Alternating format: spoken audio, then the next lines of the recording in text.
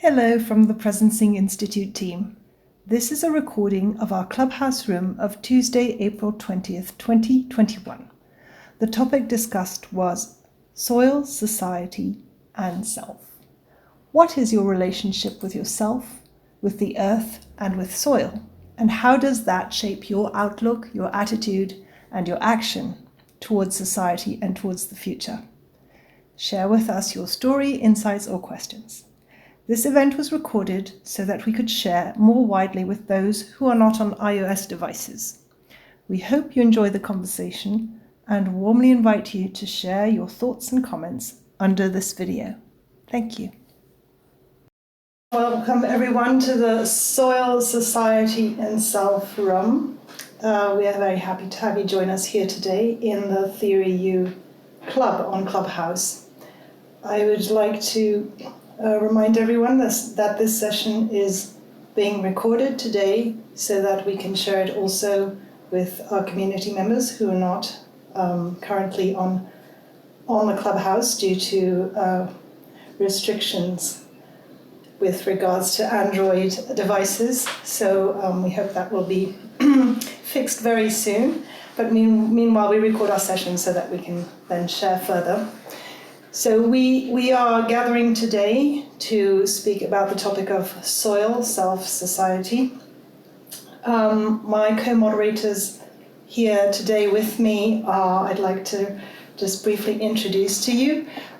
We have with us Dieter, who is working to build collective action towards creating resilient landscapes and creating a restoration economy where innovations are owned by local stakeholders and supported by science. He's creative director at the Four Returns Lab, Common Land, which is about building a new balance between ecology, economics, and hope. And co-hosting with me today will be Antoinette Klatzky, who is joining us very soon. I have with me also today Michelle, who's founder of Africans United, a staunch Presencing Institute and Theory U supporter, building circular economies in service of Africa, its people, and the world. Michelle has been participating since many years in many of our PI programs and has been a facilitator for the Ubuntu Lab. We have with us also Anastasia, who is the steward of Presencing and Theory U in Russia, and also leader of the Russian edition of the Gaia journey, which some of you might know about. Also, Stefan is here co-moderating with us. Stefan is a video editor and content strategist who joined PI Presencing at the beginning of the Gaia journey. And I pulled a quote from his bio because I think it tells us a lot about him. How do we boil it down to what matters most, what's essential right now, and how can we reveal the true story that needs to be told? So thank you for being with us today, and I'd like to also welcome Antoinette. Hello, Antoinette. Thank you for joining us as the host. Actually, Antoinette is going to be our host today. Antoinette is co-host of the Gaia Journey by the Presencing Institute. Facilitator in many of our ULab programs, she co-produces and hosts Women Together, and she is passionate about facilitating individual and societal systems change. And before I pass it over to you, Antoinette, I would also like to say hello to Julie, who is on stage with us. Julie is one of the senior faculty of the Presencing Institute, and we're very happy you could join us today, Julie. And Antoinette, I will now pass it over to you and invite you to perhaps take us into a moment of landing. Thank you. Thanks, Rachel. Hi, everyone. It's a joy to be here with you all today. It's really just it's just been a powerful experience to be part of this Presencing Institute community, and to start having these kinds of conversations on Clubhouse is really fun. So perhaps to invite us into that, I'll share a little bit of my own experience with connecting with nature this year, which, connecting with nature, I just hosted a conversation on being nature, and I think that's really what it is for me, is really being in touch with being nature and just, what that means to be in deeper connection and relationship with the land that I live on and with, in many ways. And to really deepen that sense of reconnection and regenerate our profound, perspective of what it means to be human, by reconnecting and developing a stronger relationship with Earth.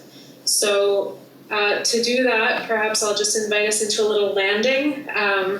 And if you can get your feet on the ground, whatever that means for you, perhaps it's on the ground in a building, and that's okay, wherever you are, or perhaps your feet are in the soil somewhere, and that's wonderful too. And wherever you are, just tuning into the breath and tuning into the feeling of the feet in connection to the earth.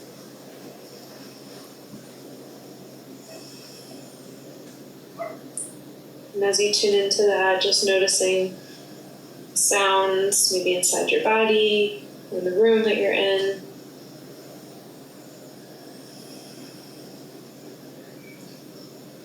Just connecting into the breath and the heart center.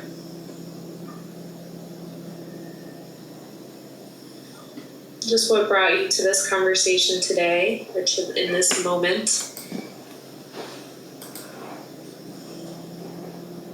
Just feeling a connection also at the top of the head to the sky. Perhaps any possibilities may be out there just above us. So connected both to earth and sky in our humanness today.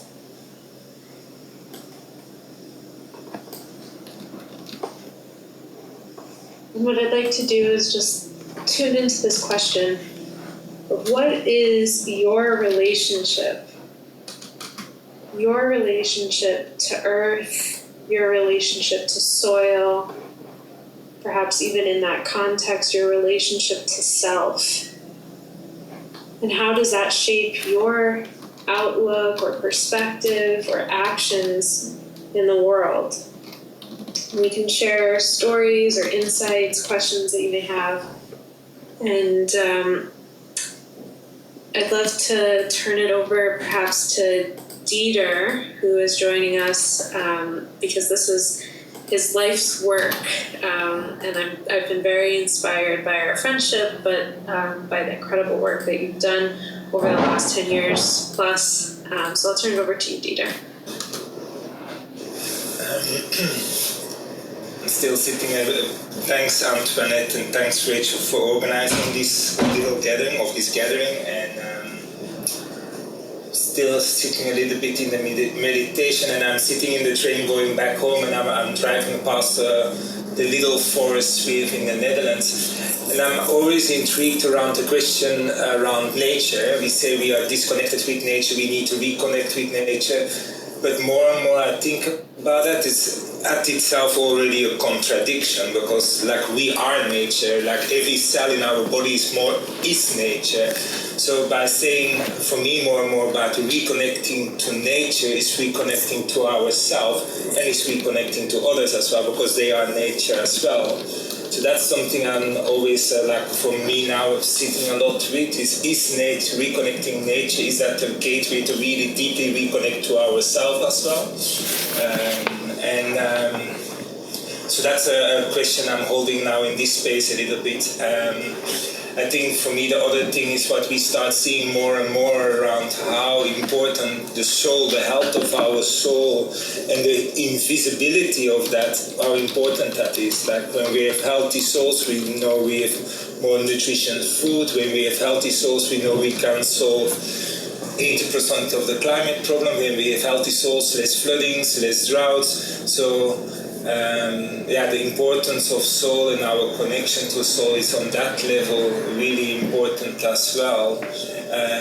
But for me, it's as well a mirroring for me around the work we do on the one side around restoring landscapes and as well restoring landscapes that has a lot to do as well with restoring kind of our social systems. When we want to restore landscape, we have to invest in the invisible parts in the soul, not in the apples on the tree, but in the soul, because then we're gonna have healthy apples. But that's the same, I think, in social systems. We need to invest in trust and in connection and in that invisible part what we can't measure, so that the impact we create that is measurable becomes more meaningful. So for me, restoring land physically has as well a lot of resemblance is how we restore our social system. So that's a little bit my thoughts for now, Antoinette. Thanks, Dieter. It just, it feels quite refreshing to think about restoring. I heard soul also, and the soul of soil and the soul of ourselves. So for me, that's just, I just kept smiling as you were speaking. So I'd love to invite others on the stage to jump into the conversation about your own relationship with soil, society, and self. And also, anyone in the room, if you'd like to share, if you want to, come in on the conversation and share your own relationship, and either how you're restoring or regenerating your relationship with land and society itself.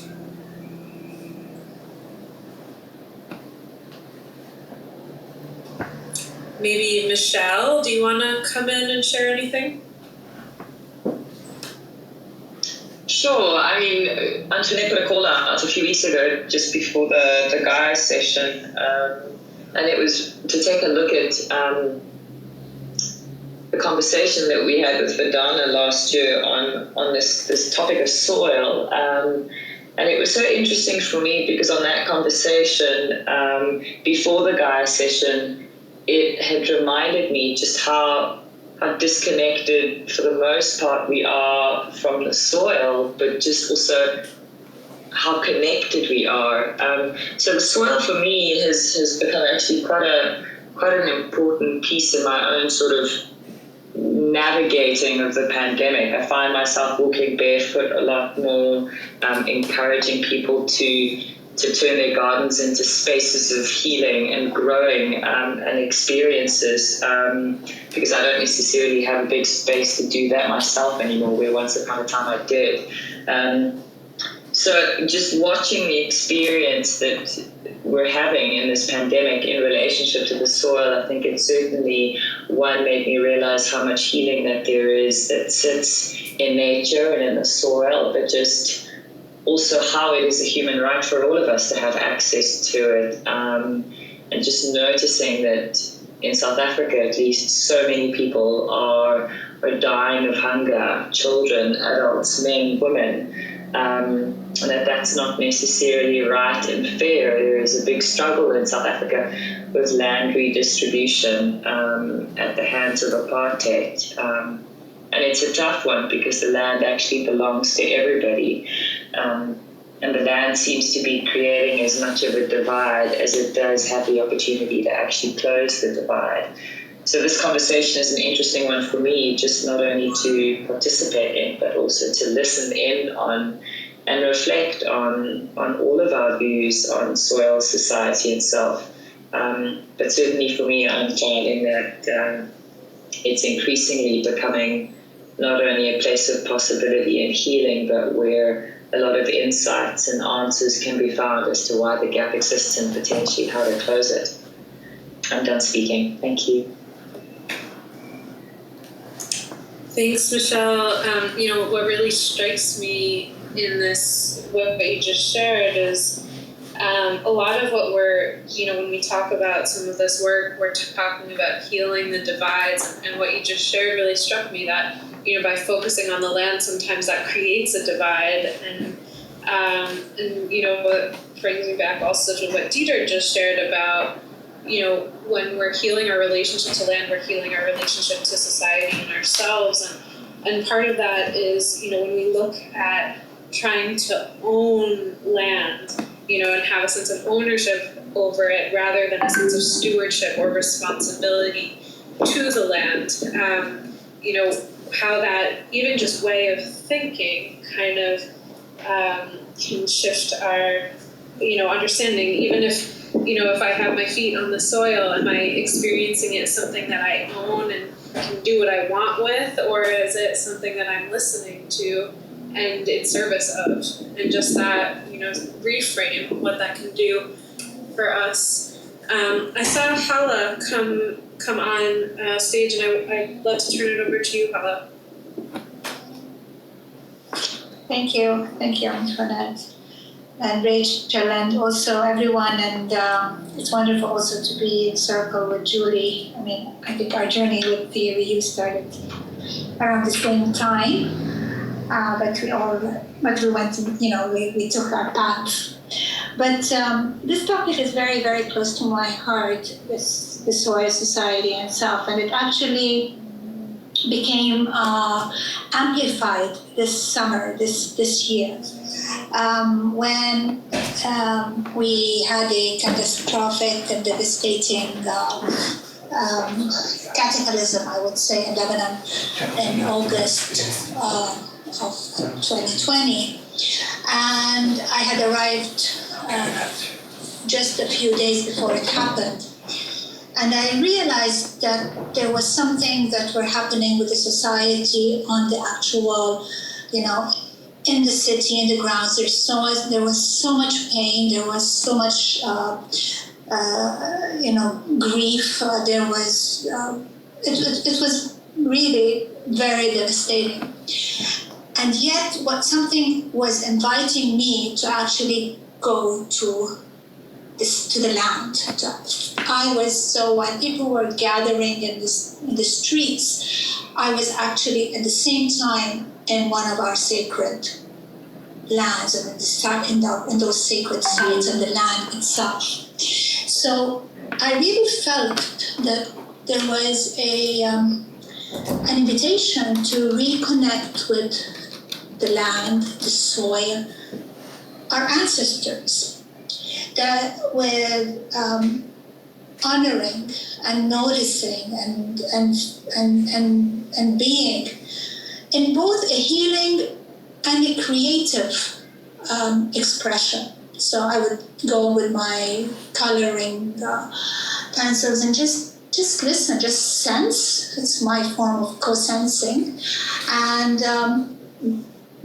birth an expression and see what's coming out in connection to those sacred, in connection to the land and the space, which would be empty. I mean, I might be the only one in that space. And for me, it was a remembering. So that's where the self comes, right? So societies existed at that time, and there was life, and yet now a new expression is being called. So by weaving the soil and which is and the soul and the heart of the land that we're walking on, and breathing it, something awakens in us, and then we can not only heal, but start to create. And I feel that this is it has been an amazing journey. I visited so many places, and I feel the calling for that, also that form of reconnecting, in addition to the reconnecting at the kind of at the intimate level of returning to the herbs of the land and remembering our connection to what comes generously from the land. And we have forgotten that as new generations, I'm speaking also like in our culture. So it's I'm grateful for this exploration, and I'm complete. Thank you. Thank you so much, Hala. Dieter, I see you're opened your mic. I just want to do a little room reset for a minute before I pass it over to you. Just to note that for last time we actually had a session about this, but we wanted to make these sessions available to those who are not on iPhones or Apple operating systems. So if you note that we're recording and you don't want your voice to be recorded, then we would ask that you do not speak so that you don't get stuck on the recording that you don't want to be on.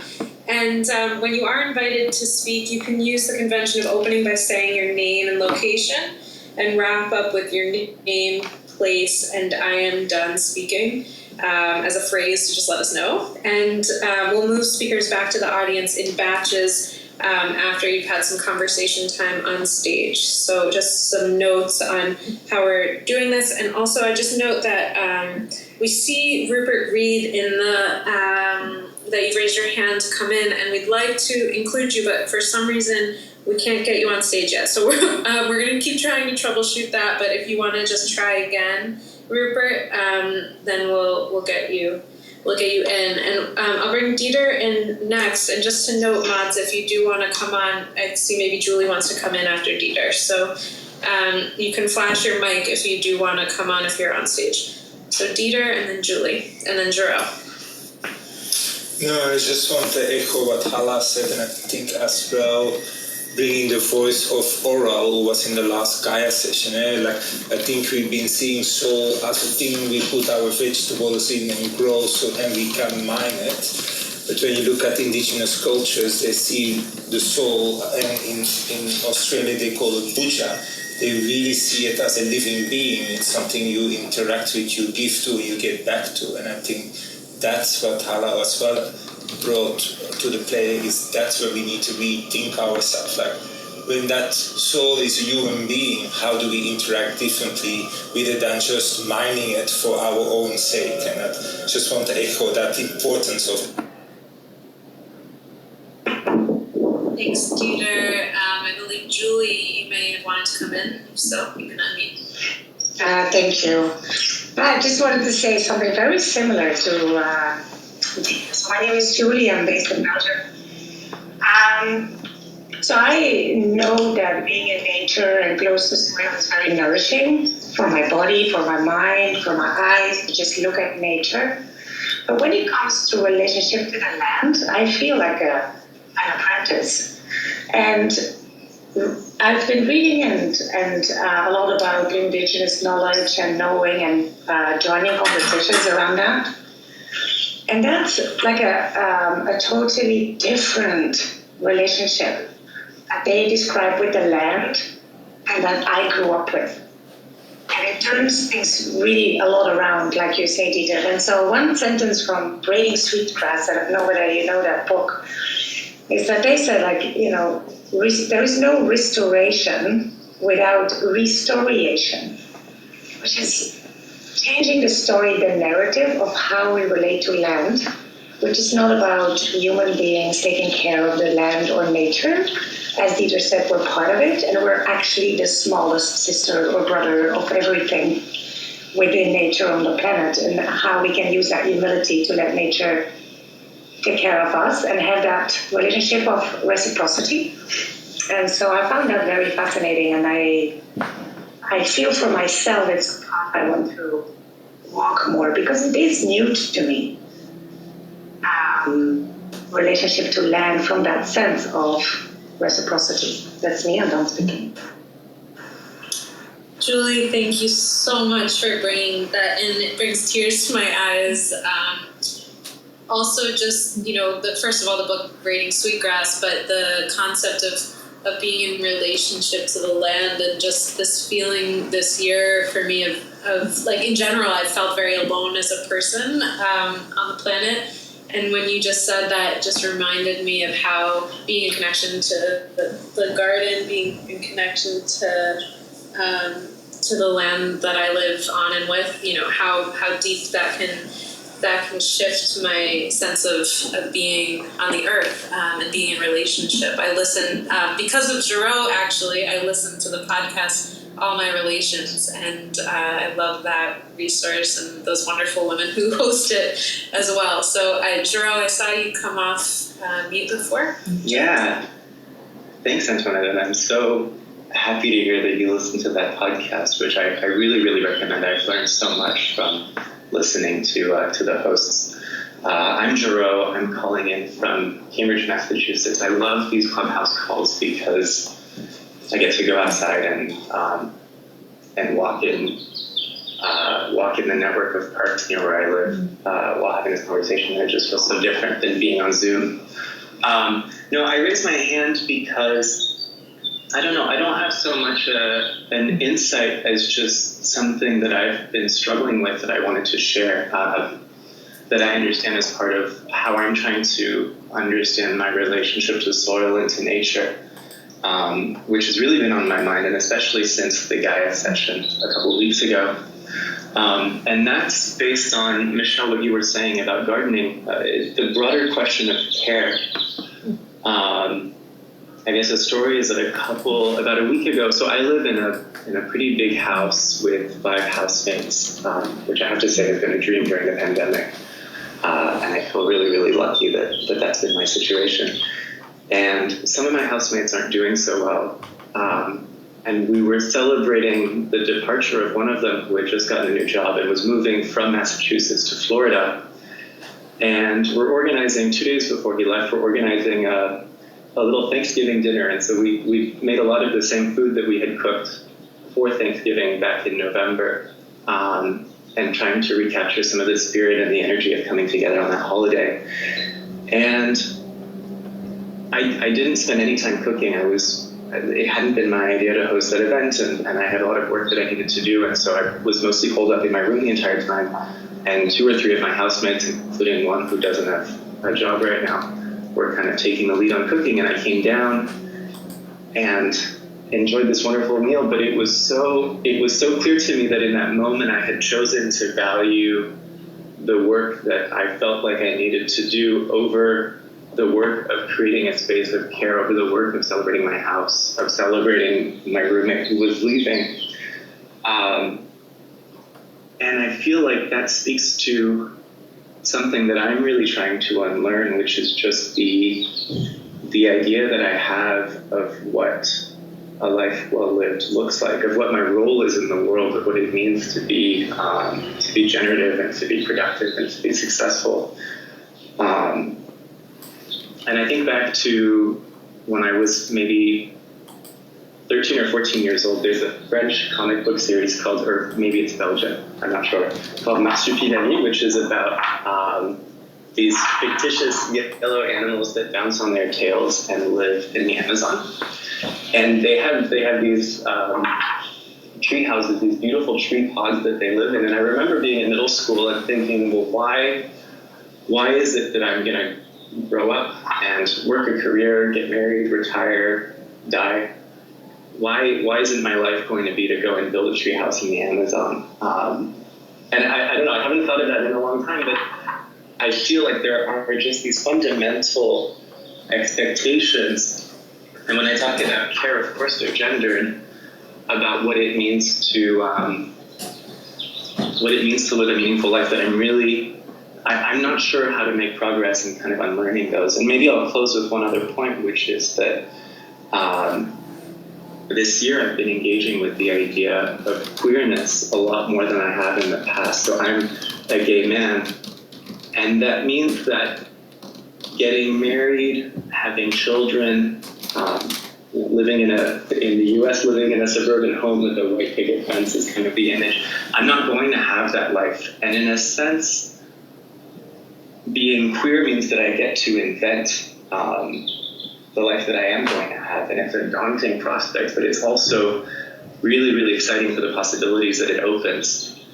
And so, yeah, I guess I want to leave queerness maybe as an offering for how do we focus in on what we take for granted as the structures and the arrangements that shape our life, that actually make it so hard to move towards care and to move towards nature and to move towards wholeness. This is Giro in Cambridge, and I am going to share. Giro, thank you so much for sharing and for bringing in queerness as an opportunity to break some of these bounds that we may accept as truth, that we may accept as reality, and an invitation to question within our own identities of who we are and who we can be, and really just inviting us into that space of possibility with you as well. So I'm just a little room reset, friends. A note that we are recording the session, so we really do want to reshare this content with non-iOS users in our community. So if you don't want to be recorded, and if you don't want to be, have your voice lodged on that recording, then as much as we want to hear you, we invite you to not speak for this session. But when you are invited to speak, please do use the convention of opening by saying your name and location and wrapping up with your name, place. And I am done speaking, as Giro just modeled for us so beautifully. And we will be moving speakers back to the audience in batches after some of the conversation time is had on the stage. So I've seen Diane is in here, Lucas, Rupert. So I'd like to just bring the three of you in. So maybe Diane and then Lucas and then Rupert. May I just make a very quick remark? Because my reception is a bit dodgy. So Rupert. Yeah, so what a beautiful room. I have never encountered a room quite like this on Clubhouse before. It reminds me of various workshops and things I've maybe been to in person in the past, but I just want to say it's really lovely. And one substantive remark, it's really, I feel very moved by what a lot of people have said, and I'm also reminded of the fact that we are losing a lot of soil, and a lot of soil is being mined and destroyed. And I want to just remind people that people used to talk a lot about peak oil, about reaching and going beyond peak oil. Well, we are way beyond peak soil. We are way on the downslope, unfortunately, of soil, and we've got a big job to do to turn that around and start slowly restoring those soils so that more people in the future are going to be able to have these kind of conversations and these kinds of relationships with the land, which are so essential. That was all I wanted to say. I'll just move myself back to the audience now. Thank you so much. Rupert, thank you for sharing that as well, because it really is a foundation of this topic. And we did recently have a Gaia session, which is Global Activation of Intention and Action. So we had a session on that, and I think it's on YouTube, where we really looked at what could we think about in terms of how we account for soil in a way that actually moves us towards net positive. And really shifts our way of understanding not just relationship to soil in the way that we've been speaking about it, but also if we have to use economy, it's something we never want to put a price on. But as we, look at capitalism 4.0 and shifting our understanding of how we relate to soil, really how do we shift that? And we brought in Tobias Bendel, who's doing really landmark work on some of that, and maybe Dieter, I'll invite you to come speak, come back in after Diane and Lucas to share more on that. But Rupert, absolutely, and thank you for bringing it in. Diane, maybe you want to share a little bit about your own. Sure. I'm Diane. I'm calling from Puerto Rico in the Caribbean.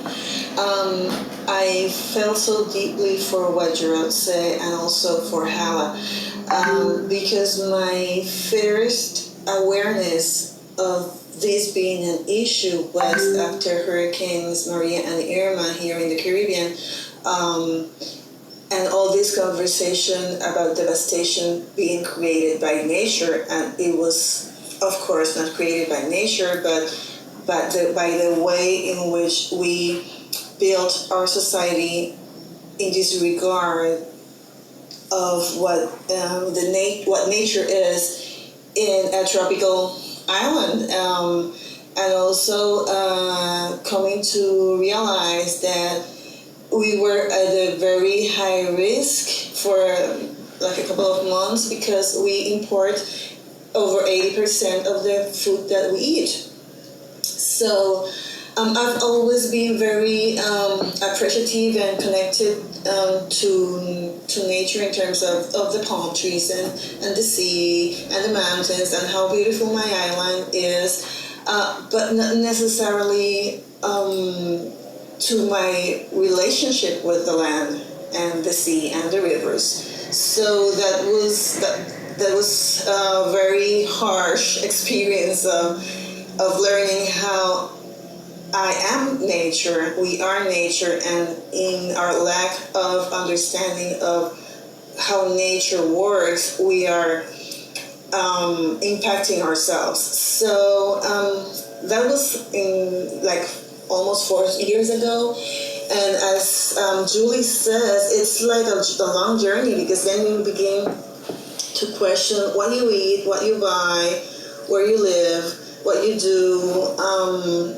And so many of those lifestyle decisions are really, really hard to go to eradicate. So I have no idea how to do gardening, for example. And I admire people who do that, and I really try to be very, very intent in what I buy. But it doesn't mean that I'm going to be able to grow vegetables, for example. So it's just how finding myself being that part of nature, not separated, not something different, not something that has to take care of nature, just I am part of it, we are part of it. From the standpoint of people who were so disconnected from that experience, that thought that nature was responsible for our disgrace when it wasn't. So that I don't know, there's a reflection there around what we do to ourselves and what we do to nature, our sisters and siblings in nature, and being responsible for that. I just wanted to share that. I'm Diane from Puerto Rico. Thank you. Thank you, Diane. Absolutely beautiful. I'd like to pass it over to Lucas. Thank you, Antoinette. So this is Lucas from Massachusetts, but calling in from Santa Marta, Colombia. Thanks, Diane, for what you just shared, and it's been great to hear all of these contributions. This is my first time on Clubhouse, so very interesting. I hope my connection's good enough. I work with doing research with the Kogi indigenous community here. I just wanted to share a quick comment, partly inspired by what Dieter was saying at the beginning, and Diane was mentioning too, this about being part of nature. So Dieter was sort of collapsing the distinction between self and nature, that we are nature, and I was partly thinking about how the Kogi view nature. I was thinking it could also be helpful to try to collapse the distinction between society and nature, so that nature actually is part of our society, part of what we relate to as a society, or at least it should be. And then in this sort of, let's say, this sort of modern Western culture, we've both become somewhat disconnected from nature and ourselves and our society. We no longer are as conscious of the relationship between society and nature. And so, for instance, for the Kogi, that wouldn't just be seeing other species and animals as our relations, as part of our society, although that would certainly be the case. But even the land itself, the sacred sites, and different aspects of our society, different issues we face, different cultural institutions, all of those things have their reflection or their sort of corresponding sacred sites and reflection in the land, so that in order to have a healthy society, we have to be sort of conscious of how all of our sort of cultural, social life is related to the land. around us. So that was just a thought I wanted to share. And again, this is Lucas in Santa Marta, Colombia, and I'm finished speaking. Thank you, Lucas. Continuing to open the mind and heart, I think, to this space of what it really means to shift relationship and to shift how we structure our society with our relatives. So thank you for sharing that. I saw Oksana come up. Oksana, would you like to? Yes, hello, do you hear me? Yes. Because I'm outside, sorry. Yes, my name is Oksana. I'm from Argentinian Patagonia. And I would like to touch the topic that hasn't been touched yet in this theme, like soil society self, like nationality and nationalism. Because we're all are born in a certain country, we have a certain passport that shapes a lot who we are, how we behave, what rights do we have, right? And I just wanted to share my story because I really have kind of allergy to nationalism. First of all, because I was born in Russia and my mom is ethnically Ukrainian and she lives in Ukraine now. So since the year 2014, I had a lot of problems entering to Ukraine with my Russian passport to see my mom. And I tried to accelerate the process of getting the Argentinian citizenship and Argentinian passport in order to don't have this kind of problem, yeah? Because of the undeclared war between Russia and Ukraine, basically. Sorry for my voice, I still can't speak calm about this topic. And another thing is that I promised myself that I will try to give to my children the possibility not to depend on the nationality they have. First of all, because Argentina is a very accepting country. Here you can conserve your language, your way of living, your customs, whatever, and you don't have any problems with this. So that's your way of life, your nationality, where the place you came from is really very respected here. And a lot of Argentinians to whom I speak, when they know that I was born in Russia, they ask, do you speak Russian with your children? Because it's really very important that they should know that you have another mother language. And I promised myself that my children will not have this problem.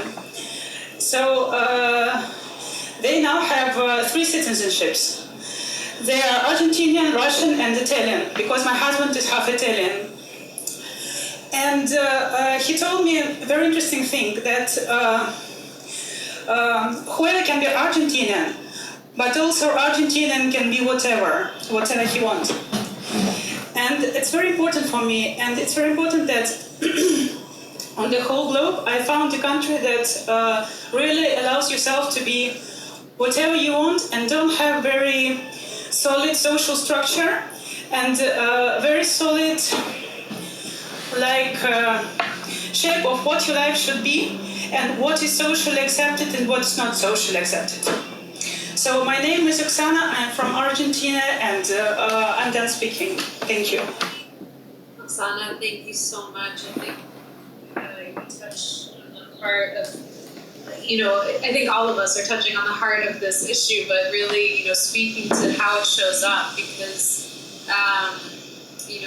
how do we live in the duality of being human? And, sometimes I marvel at the fact that my feet are not rooted to the earth. I look at plants and trees and they have these incredible root structures of being so embedded in the land that they live on and that they're from. And yet we as human beings, we can walk, we can run, we can travel on these great machines that we've created and fly and really swim and become immersed in another land of which we were not born, and that's all part of our relationship to the land and to earth. And so I'm curious, I'd like to open that question to the room.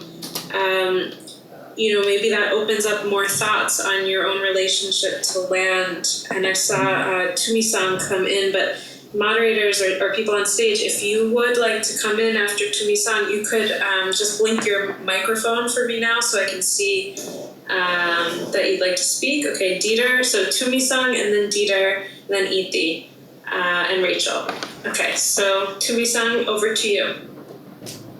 Hi, I'm Tumi-san, and I'm from South Africa. So I must say, Sean, the topic of soil, it's such a harsh one, because I'm a Black South African, and we've been fighting the issue of land without compensation, and it's been so hard. But in the same breath, I realized just how privileged I am, because I have a piece of land, a big property, because South Africa is very, very rich. The soil is rich, and when I'm sitting and I'm listening to everybody, I think maybe I should do my part and start farming and give it to those who are less privileged, who don't have land, or who don't have their own farms. I feel like if you're privileged, it's a point where you have to be the change. Give to those who are less fortunate, and that's how we're gonna turn this around. Yeah, that was just my part. Tumi-san from South Africa, and I'm done speaking. Thank you so much, Tumi-san. I'll pass it over to Dieter, just because I know we have about 12-ish minutes before we close. So Dieter, over to you. Yeah, thanks Antoinette, and thanks everybody for your input. Every time somebody talk, I'm like, yeah, that's true. So I'm really excited about it. A few things I want to highlight. First of all, what Rupert is saying, and it's true, I think it's 1/3 of our earth is severely degraded. That means there is no topsoil available anymore, and then the other third is degraded, and we can still restore it. So there is definitely a point to be made there. And I think as well, I don't know, people saw that movie around, we use it a lot in the youth community around the people who went to the moon and look back at Earth. Nature doesn't have boundaries. That's something we created. A drop of water doesn't stop on the border of a country. It will run through that. So that's something we created, and nature doesn't recognize or see. And I think that's the beautiful story of, not beautiful, Oksana. It's not beautiful, but what you shared and the hardship we create with creating those boundaries is an important one as well. And the last one, I want to really connect to what Julie said, that restoring is a really important one, because I think we need to be really careful to fall in the gap of, with permaculture and agroforestry and all those kind of methodologies that can restore the earth. But when that's not done from a new story, then it will still create the same problems. When it's still done, we want to permaculture because then we can get more money out of the land, or we can get more production out of the land.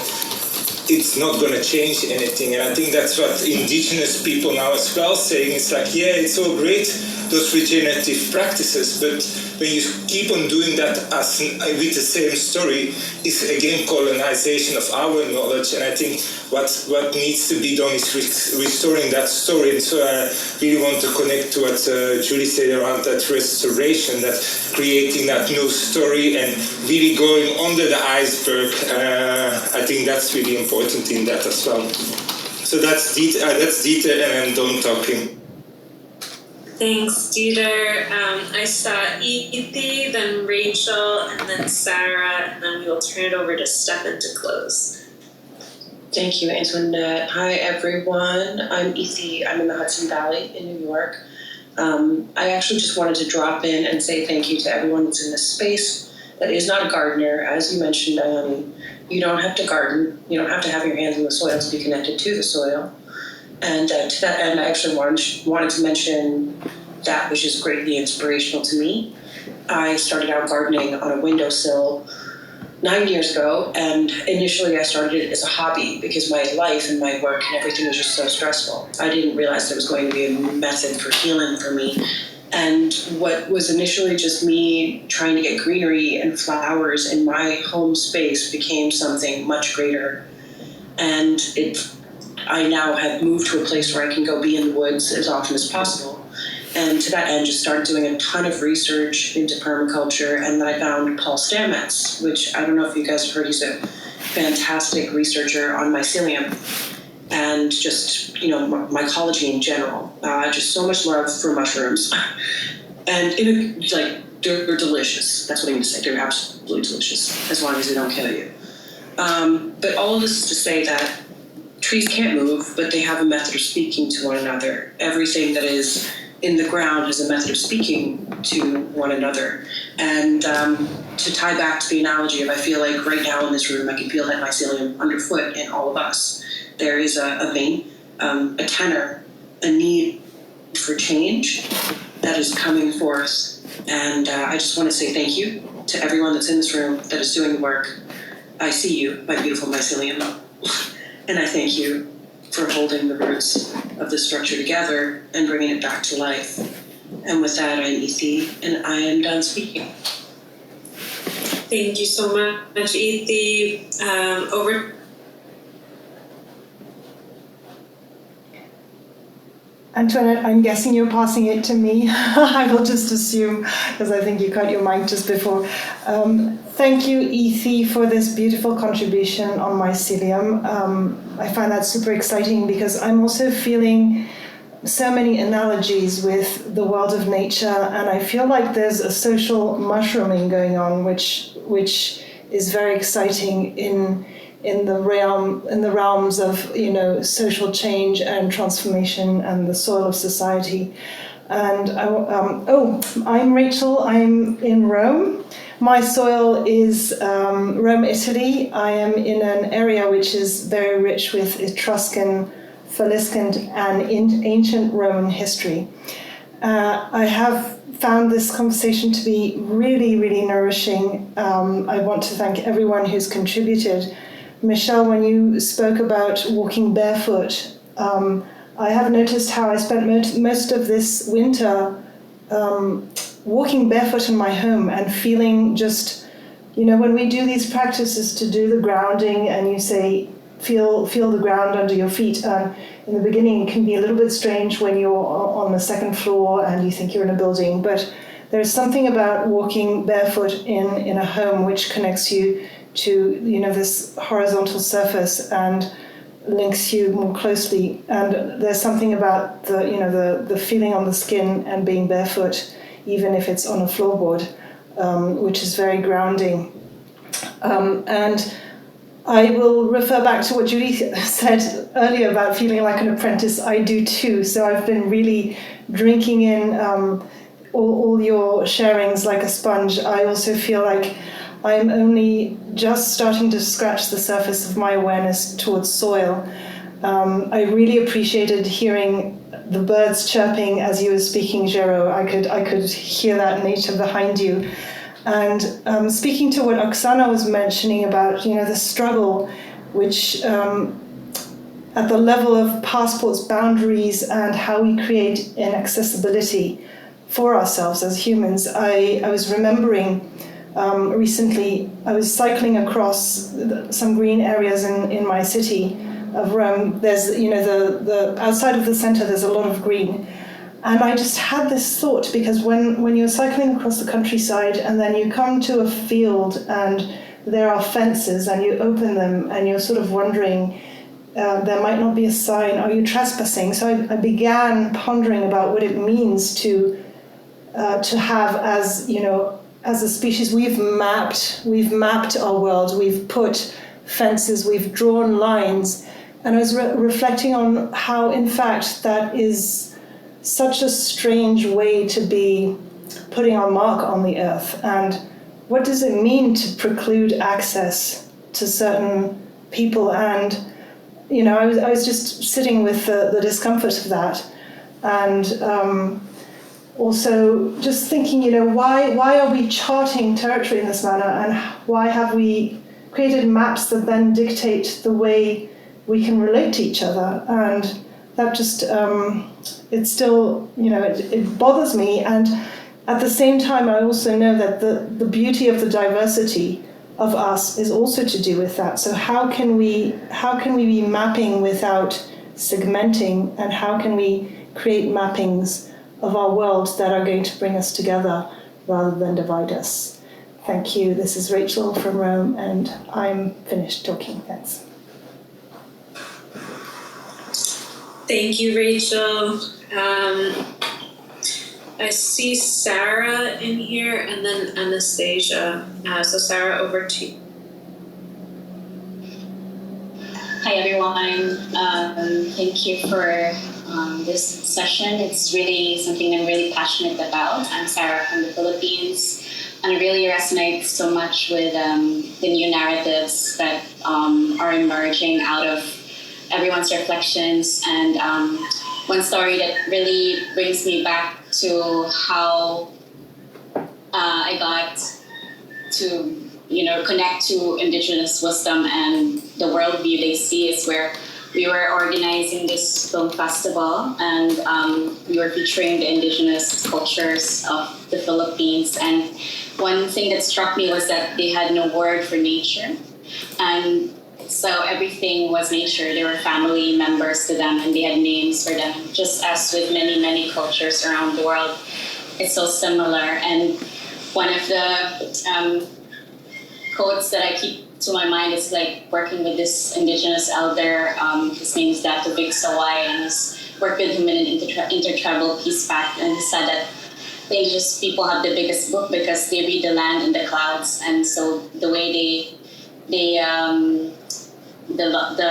reading system, the way they read everything is with nature. And it connects me to as well with, in displacement, where we work with disasters and displacement, where land is a source of identity and belonging. And so where we work with permaculture or gardening and helping them recover their food and well-being, and working with the garden to heal is also how they could heal with nature after nature caused them so much grief. And I think many of us with the pandemic now wanting to go back to gardening is also that kind of response and helping nature heal us. And on a personal level, one thing that I'm going deep into is really having to work with the land that I inherited, because after my mom died, I had to do a lot of grief work with this land, avoiding even to work on it for many years, and because the grief work was just too big. And every time I visited, it's really a very grounding experience. And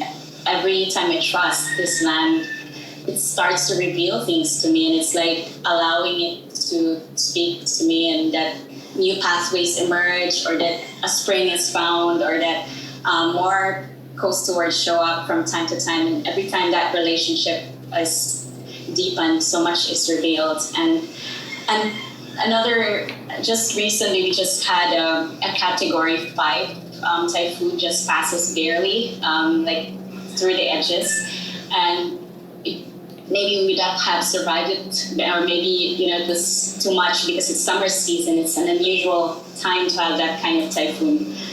We have those, but it's not in this time. And it made me recall this work with women who were displaced and affected by typhoons that I worked before. And they asked us, how can we plant trees and restore the landscapes when these trees were the ones that, broke our homes or killed people when they flew away during the typhoons. And of course, we work with some scientists and, foresters, and they said that we have to plant it the right way in the right zones and buffers. And the most important thing was to plant trees with deeper roots. And it made me reflect on the importance of, how deeper roots that can withstand disasters. And in our work, where we also use the ULAB process, we really gather different stakeholders and to restore their land in ways that could bring different voices in the process. And also working with Eater and this with Common Land, and thanks to Julie for bridging us.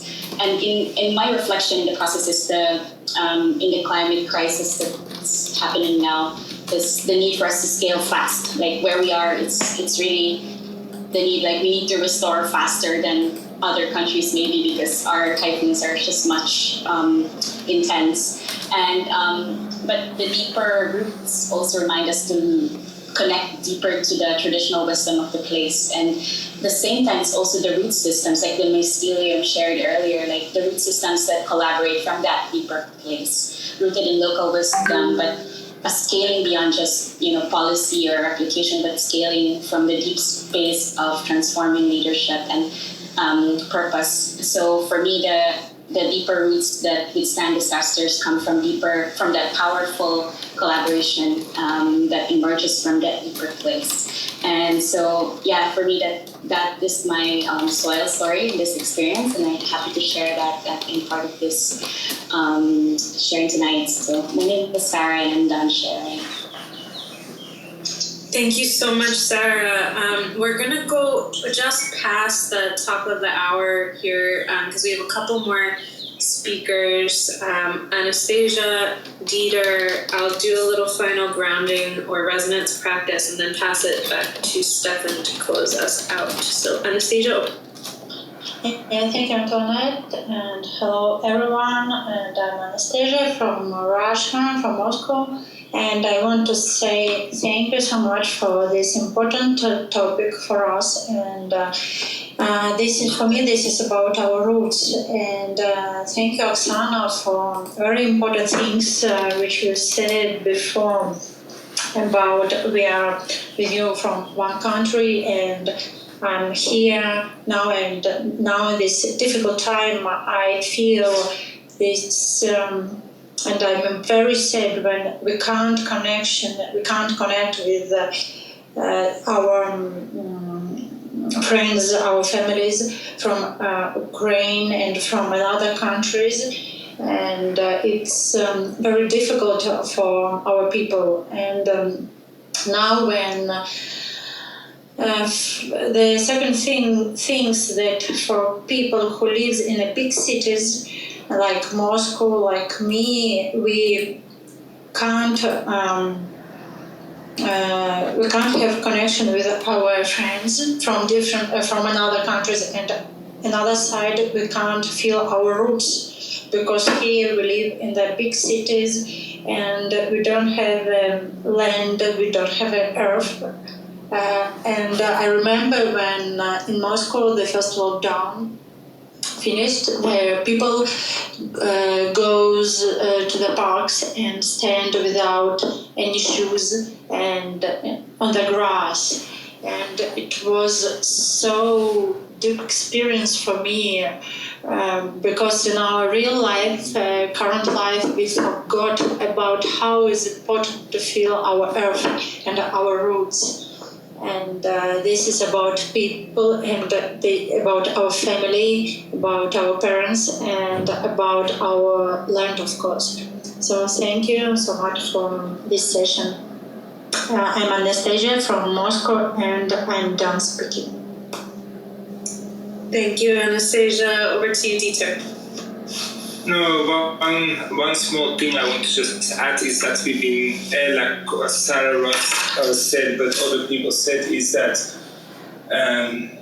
it looks now that nature is doing a lot of harm to us, like with floodings and droughts and fires and all that. But when you really look at that, it's not so much that that's nature doing to us. It's an expression of nature being unhealthy and not can sustain itself. Eh? Like when you look at a lot of the hurricanes, we know when we would have replanted mangrove, the effect of a big hurricane would be a lot less. Like New Orleans, when the nature was still there, the impact would be a lot less. So yeah, we need to realize at the moment nature is sick, so it can't protect us or cannot help us in that. It's like when you go out and drink in the evening and have a lot of beers, and then the day after you have a headache, you can't blame your body for that headache. You need to see the behavior you had the day before. And I think we need to be as well a little bit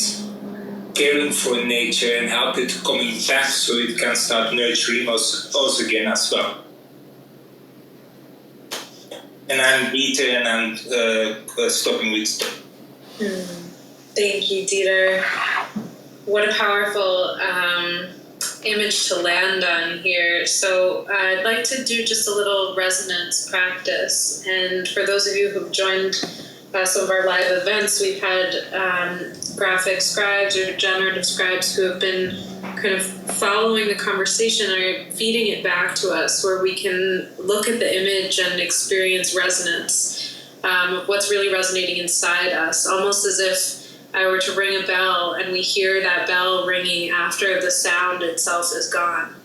And so what I'd like to invite us to do is a small resonance practice to close out our session, and just tune in to the space in the mind and the heart and the body. And just notice what you're seeing now. Perhaps there are ideas that are coming up for you, or perhaps a sense of possibility. And just for a moment, tuning in to what those are for you. If it helps you to jot them down, you can feel free to do that. But just being with that for a moment.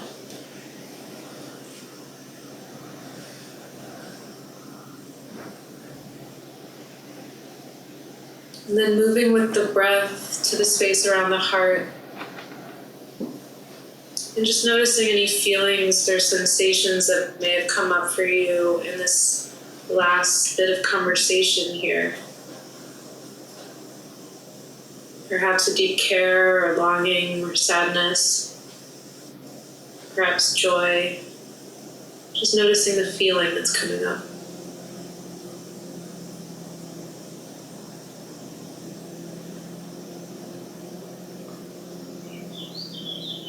And then noticing the rest of the body, perhaps in the feet. Perhaps you're feeling more rooted or grounded, or perhaps there's a direction that you're being called into. Perhaps your feet will take you there after this call, or maybe during, but just noticing what the feeling is, where you're being called, where you're being pulled.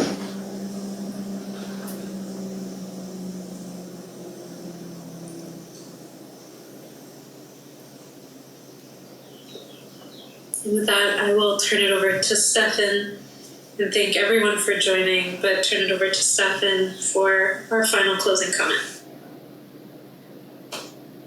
Hi, I'm Stefan. I'm sitting in New York City on the island of Manhattan, or Manhattan. This is Lene Lenape territory. Which says final comments, like I'm supposed to close out the whole thing meaningfully, but I'm just doing a few announcements and some information. So if you're new to presencing or Theory U and would like to learn more or get connected to our upcoming programs, the best thing to do is to go to presencing.org and join our email list to get those updates. We're also on most social media platforms, and if you have any specific questions, you want to send us a message, you can reach out to us there. Also wanted to let people know that the Gaia program was mentioned a lot in this session. And so we have an upcoming Gaia session, which is a live Zoom interactive experience, deepening conversations about sense-making in these times. That is going to be in late May.